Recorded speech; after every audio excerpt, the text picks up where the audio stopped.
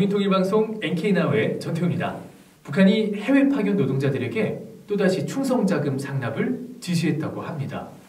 이 충성자금은 이 북한식의 특이한 세금 제도죠. 당가 조국을 위해서 북한 주민들이 쌀, 돈 이런 기준품을 바치는 걸 의미를 합니다. 충성자금은 보통 별도의 모금 사유가 있는데요. 그런데 북한 당국은 그 명목으로 김일성, 김정일 동상 건립을 위한 것이라고 설명을 했습니다. 아니, 표면적으로는 국가에 대한 충성을 앞세워 놓고 실제 사용 용도는 인민경제 향상과는 거리가 멀어도 너무 멀죠. 앞서 중국 지린성 등 해외 체류 중인 북한 노동자들은 이 코로나19로 모든 경제활동이 중단돼 생활에 어려움을 겪었습니다.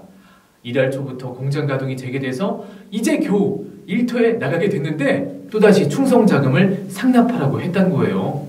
해외 파견된 이 북한 노동자들, 이 당국의 충성자금까지 납부해야 하는 이중고를 겪어야 하는 셈이 됐습니다.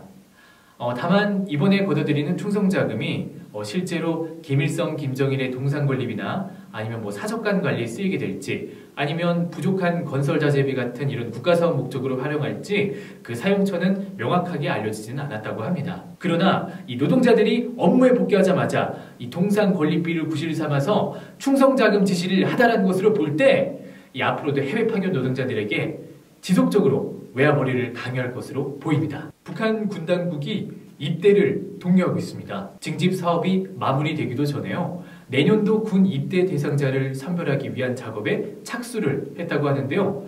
북한은요, 통상 3월 초에 최종 입영 대상자가 결정이 되고요. 4월부터 본격적인 입대 절차가 진행됩니다. 현재 북한도 이 코로나19 방역 대책의 일환으로 저희가 사회적 거리두기 같은 걸 하는 것처럼 이 각종 조치들을 시행을 하고 있는데요.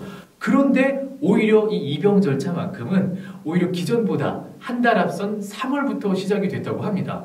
또 교사들이 직접 징집 연령이 된 학생들에게 전염병 때문에 수업이나 다른 일들은 줄여도 조국 보위 사업에는 빈틈이 없어야 한다는 이 당국의 지시를 전달하면서 입대를 독려를 하고 있다고 하는데요.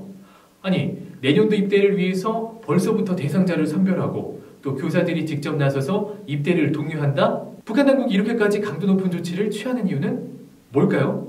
김정은이 중점적으로 추진하고 있는 이 행정 정상화 조치의 일환으로 보여집니다. 입영을 기피하려는 분위기를 막고 또 체계적으로 입대 자원을 관리하기 위한 그런 조치로 볼 수 있는 건데요.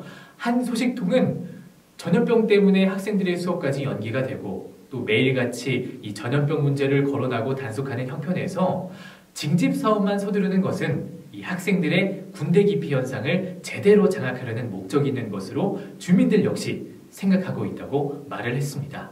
지금까지 NK나우였습니다. 시청해주신 여러분 감사합니다.